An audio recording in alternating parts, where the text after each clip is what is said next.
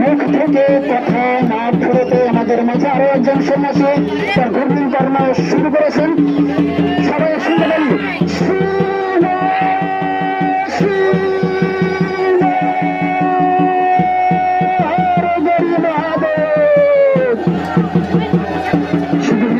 আমরা প্রার্থনা করি, আমরা তার কল্যাণ কামনা করি, তার মঙ্গল কামনা করি এবং শারীরিকভাবে তিনি যে মনোবাসনা মনের মধ্যে গিয়ে ঘূর্ণন কর্মে অংশগ্রহণ করেছেন তা যেন সার্থকভাবে সফল হয় সে প্রার্থনা আমরা ভগবান শিবের নিকট করি। হ্যাঁ, কথায় কথায় শিবকে আমরা ভগবান বলছি, এখানে একটা বিশেষ তত্ত্ব রয়েছে। আপনারা জানেন যে সকল দেবতার আমরা স্বাভাবিকভাবে খেয়াল করে থাকি, দেবতার পুজো করা হয়ে থাকে, এগুলোর মধ্যে অধিকাংশ দেবতা, কিন্তু শিব কখনই দেবতা নন।